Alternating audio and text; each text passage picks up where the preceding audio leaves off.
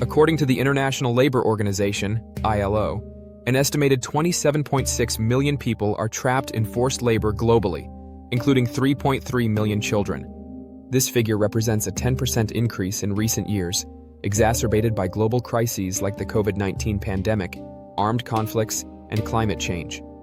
Human trafficking, a form of modern-day slavery, continues to plague the global community, trapping millions of individuals in cycles of exploitation. Forced labor, a dominant facet of this issue, thrives within industries ranging from agriculture to construction and manufacturing, feeding off the vulnerabilities of marginalized populations. This global crisis transcends borders, affecting both developed and developing nations, with devastating consequences for individuals, communities, and economies. Human trafficking involves the recruitment, transportation, or harboring of individuals through coercion, fraud, or deception to exploit them for profit. Forced labor, a key form of exploitation, compels victims to work under threats, violence, or manipulation.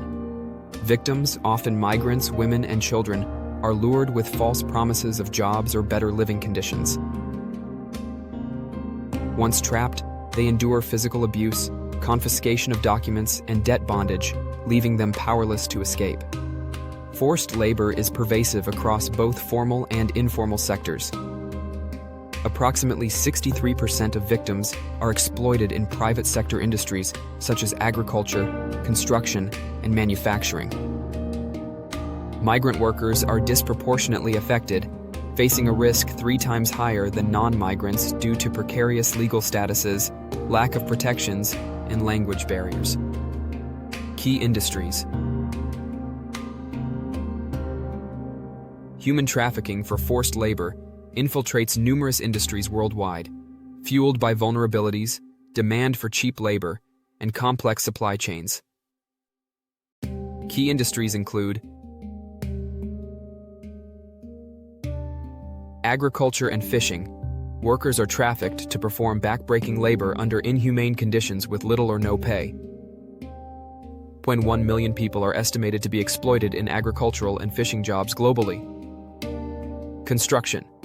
Traffickers lure workers to building sites with false contracts, later confiscating their documents and trapping them.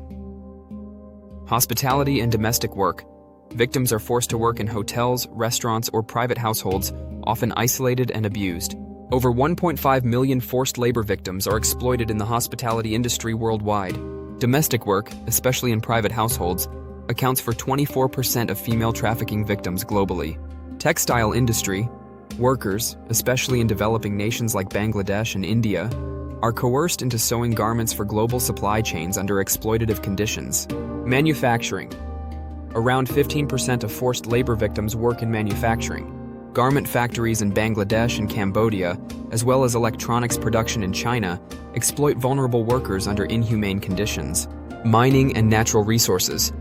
In sub-Saharan Africa, an estimated 1 million people work in forced labor in artisanal mining, extracting resources like cobalt and diamonds under exploitative conditions. Regional breakdown. Asia-Pacific, the most affected region, accounting for 62% of forced labor cases. Countries like India and Bangladesh are hotspots, with 8 million victims in India alone. Africa, home to 3.5 million victims, including children forced into mining and agriculture. Europe and Central Asia. Trafficking networks exploit victims in agriculture, domestic work, and construction. Eastern Europe is a major source region.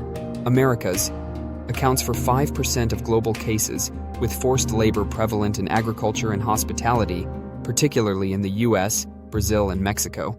Middle East. Exploitation is widespread in construction and domestic work, exacerbated by the kafala system in countries like Saudi Arabia.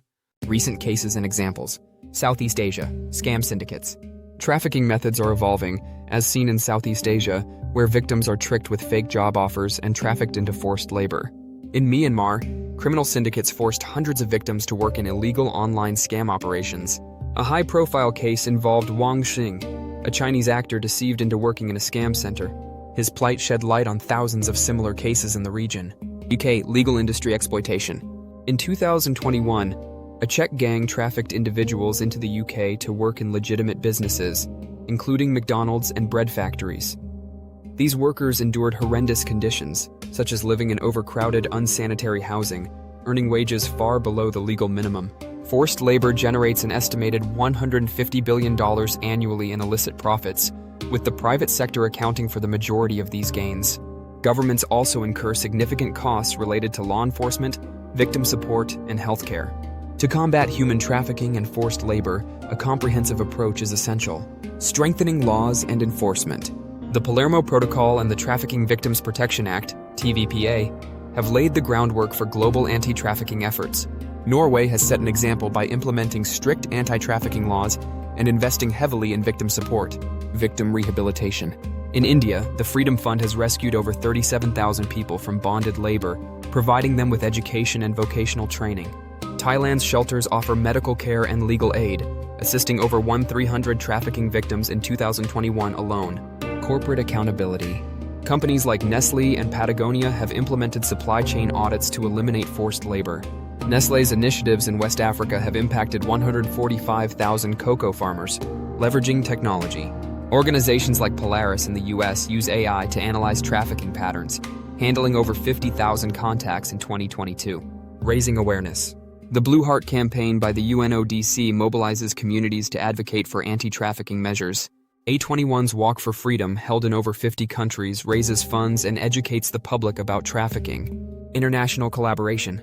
The EU allocated $300 million to combat trafficking between 2020 and 2023. ASEAN's regional action plan focuses on intelligence sharing and victim repatriation. The fight against human trafficking and forced labor requires all of us to take action. Whether it's supporting organizations, demanding accountability from businesses, or educating ourselves and others. Together, we can create a world where freedom, dignity, and justice prevail. Let's end human trafficking for good. If you found this video informative, don't forget to like, subscribe, and share it. Help us spread awareness and be a part of the solution.